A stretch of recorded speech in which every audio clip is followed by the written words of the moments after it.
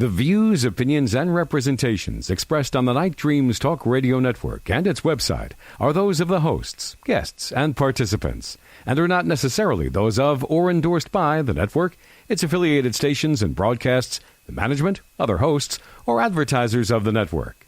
The shows found on the Night Dreams Talk Radio Network can, but do not necessarily, promote any particular lifestyle, belief, religion, political affiliation, or other personal practice. These shows are for entertainment purposes only and are not intended to treat, diagnose, and or claim any cure of disease or condition or give any medical or legal advice. You can advertise your business on Night Dreams Talk Radio and you will be heard worldwide.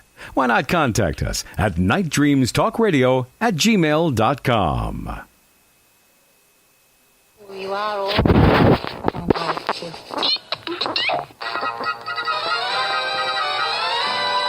Everybody's voting for the friendly voice of radio, the people's choice.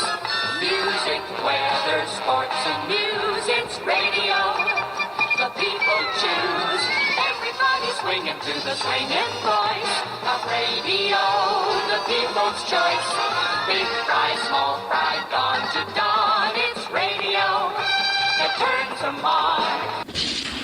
Coming to you from some far point station, like a cosmic tumbleweed, both north and south of the Pleiades.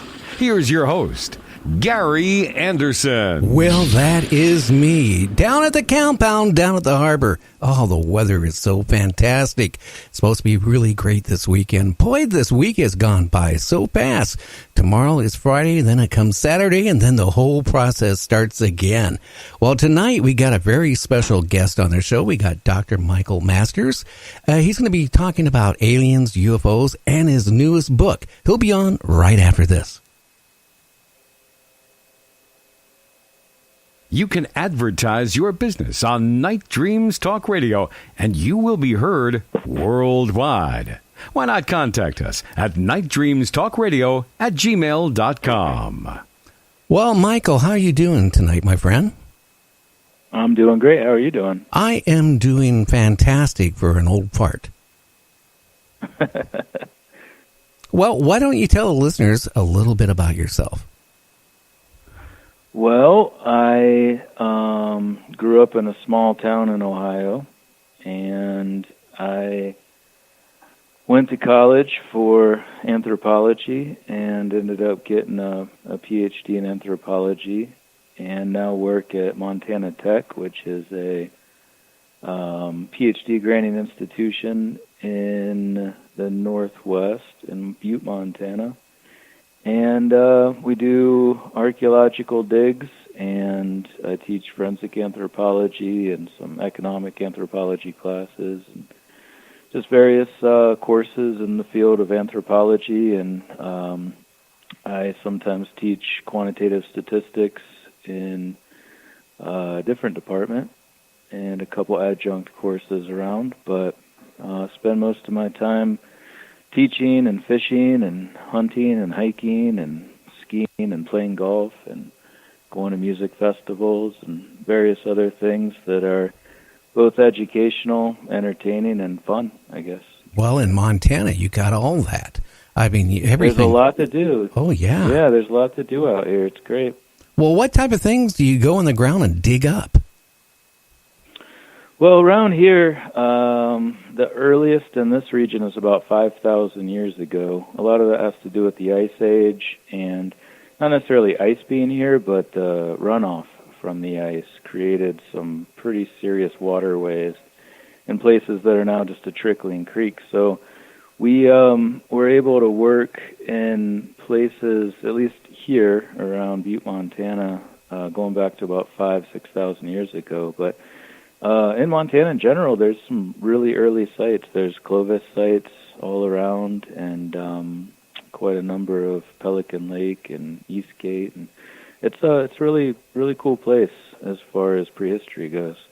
You know, one of my regular guests that come on about once a month, Joe Taylor, he has a museum in Texas. He's the guy, when you find bones, you send it to him, and he reconstructs them, and if parts are missing, he actually makes the parts to put it all together for museums. But you know what? In Texas, he said that he's found a lot of dinosaur bones, like T-Rex, and believe it or not, a lot of camels. I guess at one time traveled and were in Texas. Of all things, I would never thought camels would be there. But he said... Yeah, no, we had camels up here, too. Elk used to have big, long tusks. We used to have mammoths and mastodons. And yeah, there were a lot of really cool animals back then, absolutely. Oh, yeah, as long as they're not here now. Yeah, those big, giant... There were bears like twice the size of a grizzly bear that used to live all over the United States. I'm glad they're not here anymore. Well, I was reading here recently, the auction and content is not, like it was back when the dinosaurs roamed the earth. So, what I was reading, like some scientists, they want to take the DNA and try to reconstruct and bring something back. But from what I was reading, the auction content wouldn't support them, surviving. Yeah, that's possible. I mean, a lot of the things they ate are also extinct, and it's a testament to the web of life, I guess, is that what existed at that time existed in the context of what the Earth supported in that environment, and they contributed to it, like even their poop. I guess giant T-Rex poop would have fed something that in some way fed back into their mouths at a later point in time, so... Yeah, that's a pretty good point, is that not everything, once it's gone, can necessarily be brought back and survive in whatever environment we have now. Now, Mike, I got to ask you a question. Giants. I have had some people claim that they found skeletons of giants in actually Montana. Have you ever heard anything like that, or are they just kind of like blowing smoke? Someone stopped by my office just yesterday, actually. He does a Strange Uncles podcast, I think is what it's called, and he's from Salt Lake, but he was passing through Butte and was like, hey, can I interview you in Butte? And I said, sweet, that'd be fun. So we set up a studio in my office and did it. That was the first time that I had heard of giants, to be honest, and it was literally yesterday, so it's really funny that you're asking that right now, because I hadn't heard that, let alone of like giants in Montana specifically.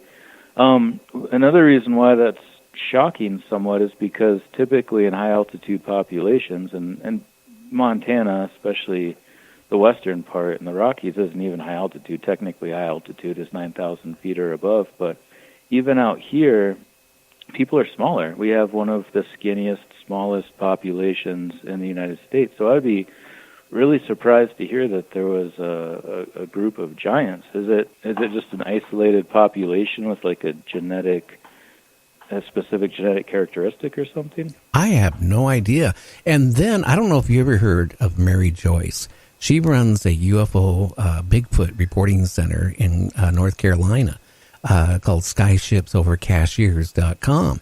And she was on my show here. She comes on every month, to give reports of Bigfoot, Earth changes, and all that stuff.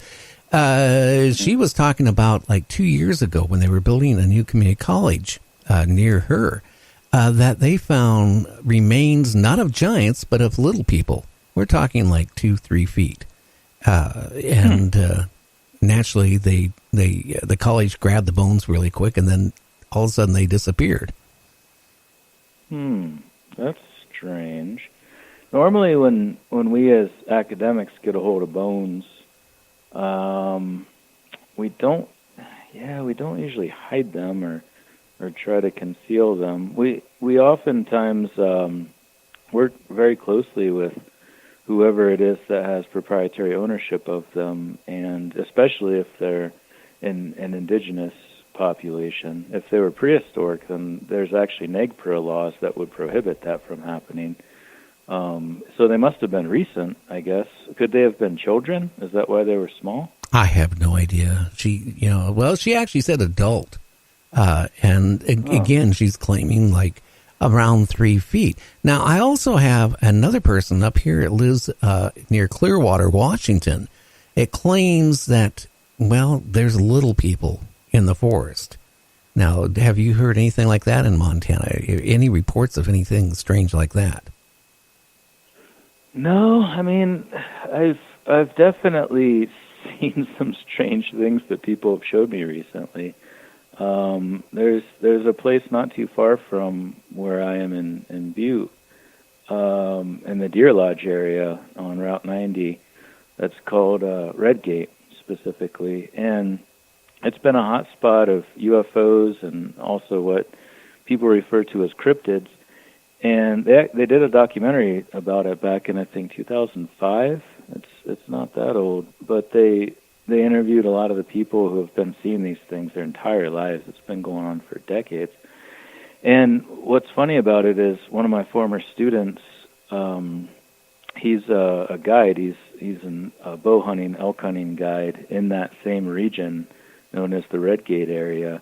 And he sent me a picture from a trail cam not too long ago. He heard that I was writing this book, and there was a big press release about it. And he said, "Hey, Dr. Masters, I got this picture, and it's freaking me out. I need to send it to you." And he's shown it to a bunch of other ranchers and people in that area, and they're like, "Oh, yeah, we see that stuff all the time."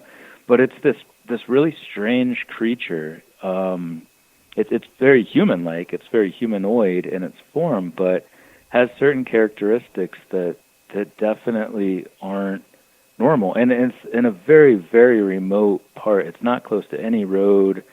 And for a being to be that different from us in that particular place and moving that fast, because these trail cams take 3 quick succession shots, and it's only in one of them. And it's clearly blurred. It's moving fast. So There are weird things happening in this area, and it kind of makes sense because of our low population density, I guess. If there's things happening, you'd expect it to happen where there's not a lot of people. But I haven't specifically heard of small people per se, or hobbits or anything like that.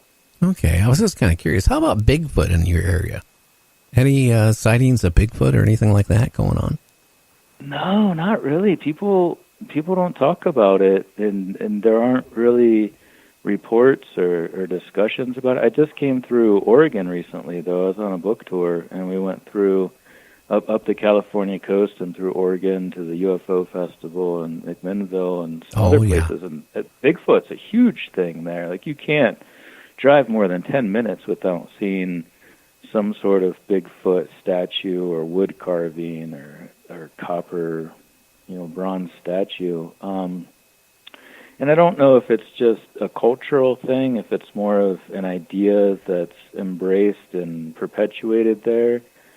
You'd expect if they existed, we would have that here too, because we have a sprawling expanse of wilderness. I actually took the day off and got up at 6 in the morning to go out looking for morel mushrooms and to do some trout fishing. And on the way home, I was just amazed at how far I was driving to get home and how few cars there were and how many trees and mountains there were. And you'd think if there was really a Bigfoot around that we would have that same sort of culture here. So yeah, I don't know. There's not a lot of talk about that in this area. Interesting. I'll be honest with you. Back in the early, around 1992, boy, that was a long time ago. A friend of mine who just got done serving his internship, he's a medical doctor, and he was opening a practice up in Puyallup, Washington. And we decided to go on a road trip, go to get pictures, and we decided we're going to go up to the Canadian Rockies.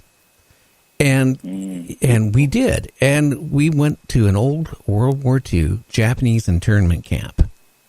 And we had to drive in as far as we could drive in, and then we had to hike in around 2 miles. And we found the remains of what was there of, the internment camp. It was built basically around a silver mine. And, we were out there, taking pictures. There was an old, prisoner, cemetery, which was well grown over. And we were getting pictures of that.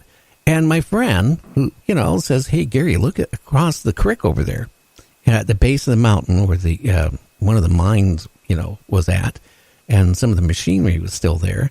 He goes, "Look at that huge bear." And so I picked up my camera, looked through it because I had a telephoto lens on it. And